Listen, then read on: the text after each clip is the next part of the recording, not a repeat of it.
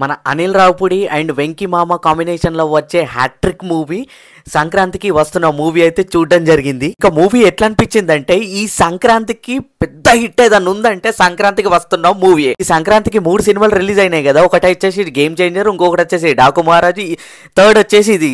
So నా preference మాత్రము family audience అయినా ఎవరైనా సరే, యూత్ అయినా, చిన్నపిల్లల నుంచి పెద్ద వ్యక్తుల వరకు సంక్రాంతికి వస్తున్నాం అనే మూవీ చూసినంత సేపు నవ్వుకుడు మామూలు నవ్వుకుడు కాదు. ఆ ముఖ్యంగా చిన్నపిల్లడు క్యారెక్టర్ ఉంటుంది, నెక్స్ట్ లెవెల్ హిలేరియస్, నవ్వుకొని బయటకు వస్తాము. నా ఫస్ట్ ప్రిఫరెన్స్ వచ్చేసి సంక్రాంతికి వస్తున్నాం, సెకండ్ ప్రిఫరెన్స్ వచ్చేసి డాకు మహారాజ్, థర్డ్ ప్రిఫరెన్స్ వచ్చేసి గేమ్ చేంజర్. సో మీకు ఏ సినిమా నచ్చింది అనేది ఈ మూడిట్లో కమెంట్ సెక్షన్లో కమెంట్ చేయండి, నేను చూస్తాను, రిప్లై ఇస్తాను. మూవీ చూస్తున్నంతసేపు ఎక్కడ ఒక్క సెకండ్ కూడా బోర్ కొట్టలేదు నాకు.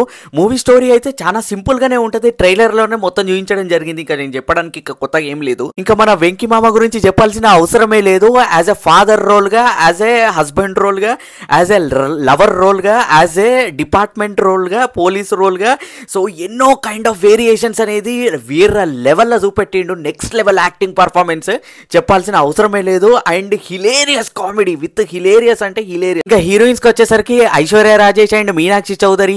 మనకి వెంకటేష్ పక్కకి ఏజ్ డిఫరెన్స్ ఏమన్నా కనపడుతుందో అనుకుంటే అస్సలు పర్ఫెక్ట్ పేరు అనిపించింది. ఇద్దరు ఏమాత్రం తగ్గలేరు. ఐశ్వర్య రాజేష్ క్యారెక్టర్ అయితే నాకు చాలా నచ్చింది. ఈలో ఒక ఎపిసోడ్ ఉంటుంది, 25 మినిట్స్ నాన్ స్టాప్ నవ్వుతూనే ఉంటారు. నేను నా పక్కన కూర్చున్న వాళ్ళు అయితే మేము ఫ్రెండ్స్ తోటి పోయినాము, అందరం నవ్వుకుంటూనే ఉన్నాము. ఎంత నవ్వుకున్నాము అంటే నవ్వి మా పొట్టలు వలిగిపోయి మొఖాలు చూసుకుంటే ఎర్రగా అయిపోయింది. సినిమా అంతా ఒక ఎత్తు, వెంకటేష్ కొడుకుగా ఒక బుడ్డోడైతే యాక్ట్ చేయడం జరిగింది. వాడు చేసిన కామెడీ వామో వార్నైనో అసలు. సినిమా చూసిన తర్వాత ఫ్రెండ్స్ అందరం కలిసి బయటకు వచ్చేసిన తర్వాత, థియేటర్ కలిసి బయటకు వచ్చేసిన తర్వాత ఒకళ్ళు మొఖాలు చూసుకుంటే ఆనంద బాష్పాలు కళ్ళ నీళ్లు గారుతున్నాయి.